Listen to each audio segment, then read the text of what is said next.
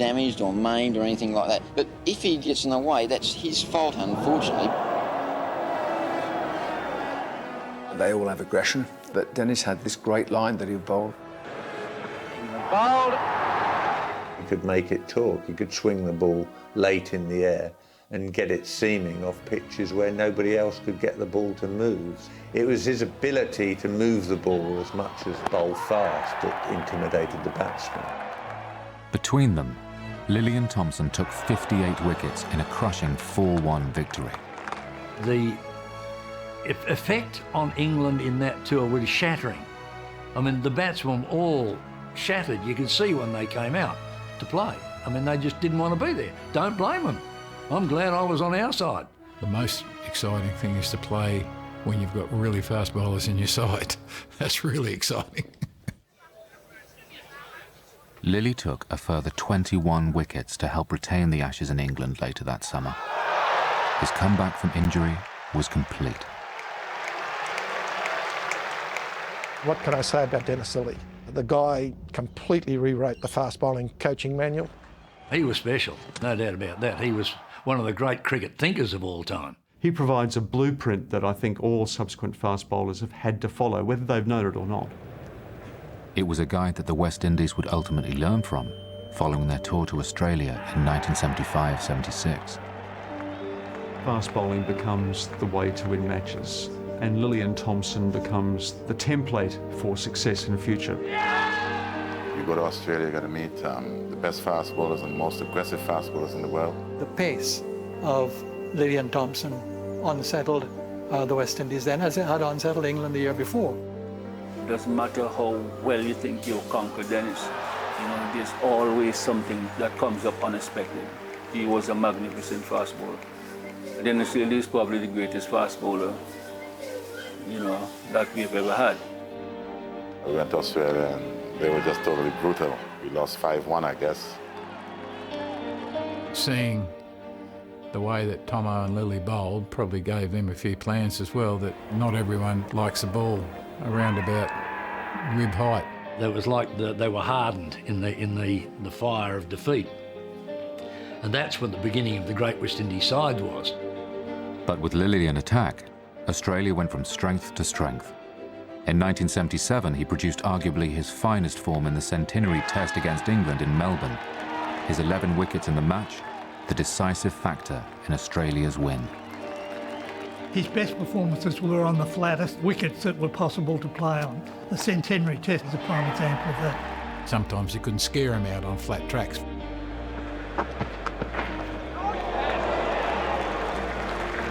You had to think about it a little bit more and work players out a little bit more. I think some of us thought this would be a sort of glorified exhibition match, but we knew straight away when we arrived in Melbourne it was anything but.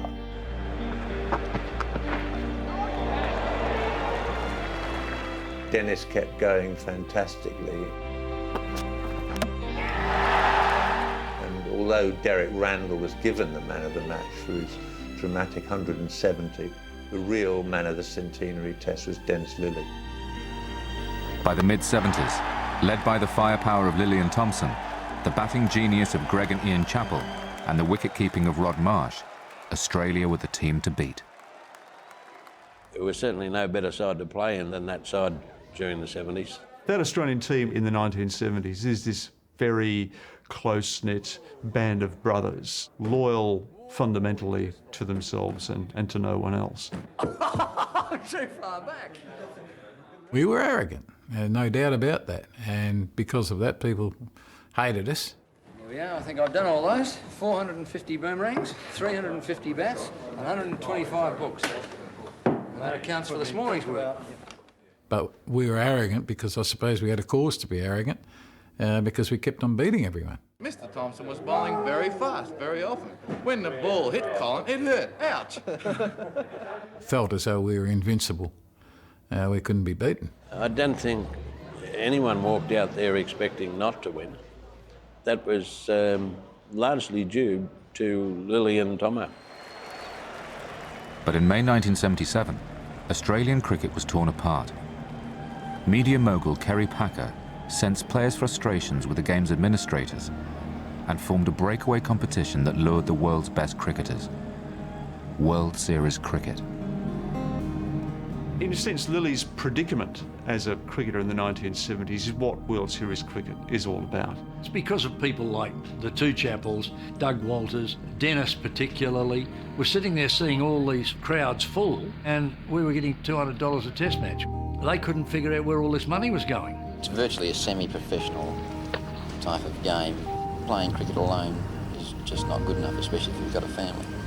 He is among the first signatories to World Series cricket because he feels so strongly about the way in which the game failed to look after him in the early 70s. From a monetary point of view, World Series cricket had to happen. It did happen, and I think the game's been better for it. It was a start in the right direction. Coloured gear, night cricket, coloured balls, the whole thing. I shudder to think where the game had been now if it hadn't been for World Series cricket. In his 2 years and 14 Super Tests in World Series cricket, Dennis Lillee took 67 wickets. None would count in his overall career statistics, however. If it wasn't for World Series cricket, where that became unofficial tests that they played in which he got 70-odd test wickets, I'm sure he would have been the first to cross the 400 wicket mark. In 1979, the two forms of the game reunited, and Dennis Lillee was back playing Test cricket for Australia, now one of the veterans of a young and promising team. He was just one of those guys that just dragged you along, just his personality and his performance level. He just dragged everyone along with him, and so it was great to be part of that, particularly as a young player. Bowled him, that's the end of Roberts, finishing off the day with a wicket there in the most emphatic fashion. You know, he just led the attack, and while he was playing, you know, you're just never out of the game. Despite his experience, Lillee was becoming increasingly hot-headed. In December 1979, it was his batting that made headlines, becoming the first player in cricket to use an aluminium bat. Dennis was completely stupid with this aluminium bat. Could not hit the thing out of the net. It was absolutely pathetic, useless, absolute shocker. But we didn't tell Dennis that. It was taking great chunks out of the cricket ball. Mike Brearley certainly got Dennis's back up when he said that he shouldn't be using the aluminium bat. Dennis walks off the ground, he comes in, and Greg says, "What's the problem, Dennis?" He said, "Oh, no, told me I've got to change bats." So he grabbed a bat, and as he walked out the door, Rod Marsh, his great mate, said, "Dennis, you're not going to let the Poms tell you what to do, are you?" And with that, Dennis then grabbed back the aluminium bat and stormed down the stairs and walked out again with the aluminium bat. I thought it was all hilarious. Greg then picked up 3 wooden bats, had to trail after him like a little kid, say, "Dennis, give me the blinking aluminium bat here and take one of the wooden ones." Dennis hurled it across the field and replaced it with a traditional wooden one in the end. That sums up Dennis. It could only happen with DKL. Probably that and trying to kick Javed Miandad up the backside were low points of Dennis's career. We had that infamous Dennis Lillee Javed run-in at the Wacker. He's raced up, touchdown at Dennis's end. We looked up to see Dennis, you know, with his boot out there, and we're thinking, what the dickens went on there? If I live longer than Dennis and he's on his deathbed and I ask him the question, did he actually ram the bat into your ribs? I think he'll have to say no, because I sure as hell don't reckon he did. Lillee had the one factor that a lot of others didn't have, and that was that fear factor in his approach. He was just such a blinking competitor. I mean, he'd bowl to his mother and not bowl too many half volleys, I'm sure. That look on his face. Oh, I'd hate to be a batsman against him. Every time I batted in the nets, Dennis wanted to bowl here. You'd be warming up in the nets before the game. Kim Hughes would come into the nets. He'd grab a new ball, go off the full run. This particular day, Dennis was screaming in. The ball's whistled past there, no helmet, 55 kilos ring and wet, thigh pad about that, the old pink plastic protector, the green pimple gloves. So I'm going, Jesus. And Kim would just pick up the ball, throw it back, and bowl Dennis. Some days you could just sort of feel it touch your hair, and he said sorry, and I thought he meant it. And as he got down nice and close, he said, "Sorry, missed your head, you curly-headed." So that was my introduction to Dennis Lillee. That fiery relationship continued when Kim Hughes assumed the captaincy. At times, Lillee was unmanageable. There were some days where Dennis wanted 25 on the field, and the thing was not to argue with him. So the deal was that if anybody could have Dennis's ear, it would be Rod. The thing about my relationship with Dennis was, I mean, I watched him very closely. You know, I batted against him in the nets a lot. He tried to kill me in the nets on many an occasion. But I reckon I knew what he was going to do before he did it. Court Marsh bowled Lillee became one of the most often repeated statistics in cricket. Between them, the pair from Perth accounted for 95 test wickets, the most successful bowler-fielder combination in cricket history. And as Lillee entered the twilight of his career in the early 80s, his fire remained undimmed. For while Dennis Lillee was bowling, Australia was still a formidable force in the game. I'd been with him since about 1970, so I didn't see any difference, except that, you know, he wasn't the out-and-out fast bowler that he was. He was a wily old character at the end, still taking wickets with the leg cutters and things. Those little edges just carrying through to Rod Marsh. The records continued to tumble. His 10 wickets against the West Indies in December 1981 saw him overtake Lance Gibbs as the highest test wicket taker of all time. But at the beginning of 1984, Lillee called time on his glorious career. Fittingly, in his last match against Pakistan, he took 8 wickets. I think he could have played on for another few years easily, even though he didn't have the blinding pace that he had in his younger days. Physically, I could play for another 3 or 4 years.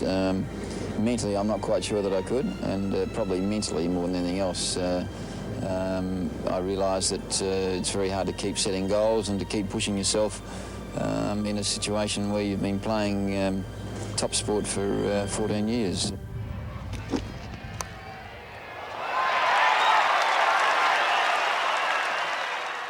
He just kept running in, kept trying. And he got 355 test wickets at about 21, 22 apiece. Absolutely outstanding.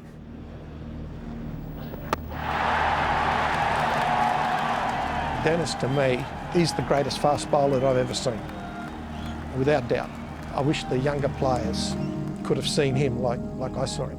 He still casts this incredibly long shadow over Australian cricket. If you go up to the MCG and have a look at that Dennis Lillee statue, you can be approaching from 100 metres away and you can see the silhouette and you know that is Dennis Lillee. It's not just Dennis and his technique, it's the influence he had on people. He said to us when I was 16, there was a whole heap of us at a clinic down here. He goes, boys, come in here, I'll tell you the 3 secrets of success.